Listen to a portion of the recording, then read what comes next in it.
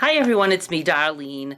It is Monday afternoon and I so wanted to do a concoction video today, but my sister was here visiting my mother and there was just a lot of talking in the house, so I didn't really have any quiet time. I don't know how people with families can have a YouTube channel. And most of the videos I watch are like they have children, they have a family, they have a spouse, and it seems to be quiet. But not quiet here when even just one person visits. I did go out and put some flowers on my son's paternal grandparents' grave. If you watched my tag along, you'll see that I found their grave and there were no flowers there. I know the only time I think that I ever visited that grave was back in 1975 when I met Rob and we went to see his father's grave, and I don't think I've ever been there since then. Glad to have some flowers there, and I will keep flowers there. I was very close to his family, and it's another whole story. But I'm glad to have put some flowers there for them. I'll show you right now. Just a quickie video to show you guys that I did indeed come out and put some flowers on my son's paternal grandparents' grave. I have no clue why I have never thought of this before. It's been 40 years since I've seen that stone, but I found it, and I will be happy to put flowers here every year now.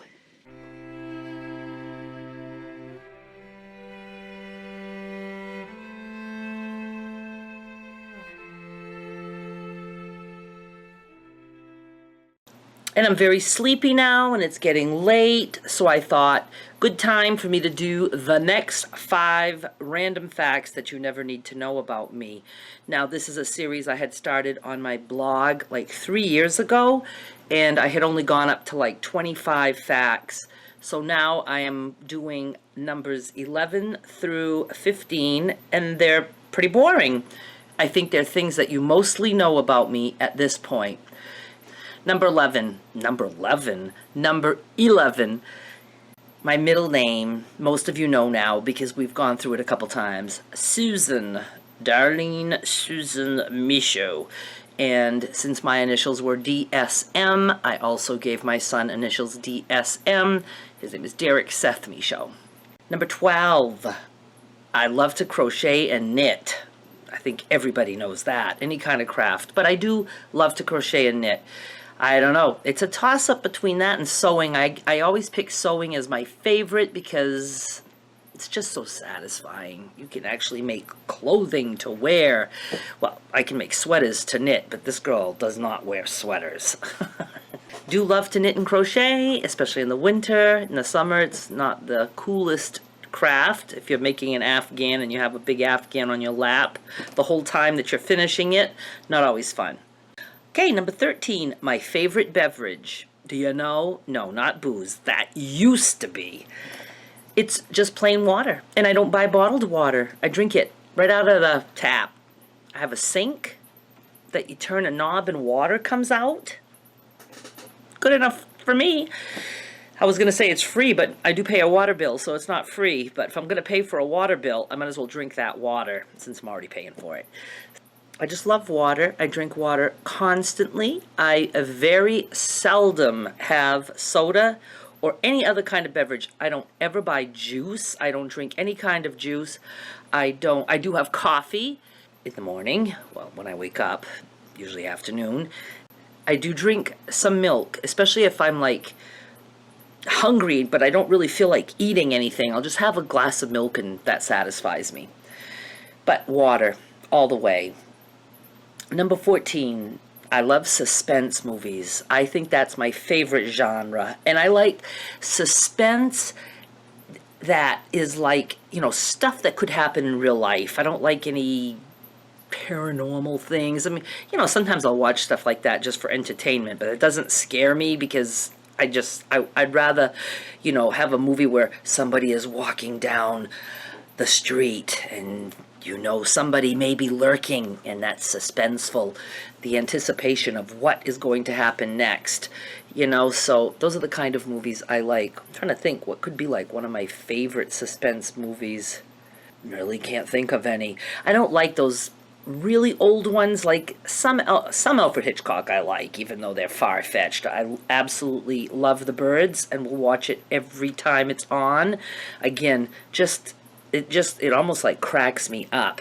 But you know, I remember the very first time I ever saw it. I was home alone. I was probably like 10 or 11. My brother was outside working on a car, and I was watching The Birds, and then it got dark out in the middle of the day, and I ran outside. I was so scared. I was like, what's going on? And my brother said, we're having an eclipse. I didn't even know what that meant. Now I do. So I just thought it was because I was watching a scary movie about birds. And I like Psycho. You know, I like those classics. But a good suspense movie, and I go back to things like Fatal Attraction. I just like that. He deserved all he got. Number 15. This is, you know, again, something that you never need to know for sure. I don't like deformed vegetables. I just don't like looking at them. I don't want a potato that looks like a duck. Ugh. I know in stores, we don't really see deformed because I didn't realize this. Deformed vegetables go to a different place. Somebody on Shark Tank was saying how one of their business ideas was something about selling deformed vegetables, not pretty vegetables, as part of like a subscription box monthly or whatever, so people could get the vegetables much cheaper and they didn't care if they were deformed. I can't even imagine getting a whole basket of deformed vegetables, especially if anything was to look like this.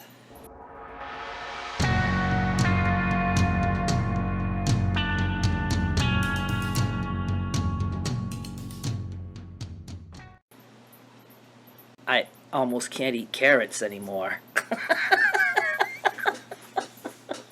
So that is it for this one. Just a quickie video. I still have more that I'll be redoing from the blog, and then once I hit number 25, I will be just adding new useless information. But I hope you enjoyed, and if I can come up with some other idea a little later tonight, maybe I will. If not, it might just be kind of an easy night. Thank you so much for watching. You know I need you. I need you always. Stick around. Bye.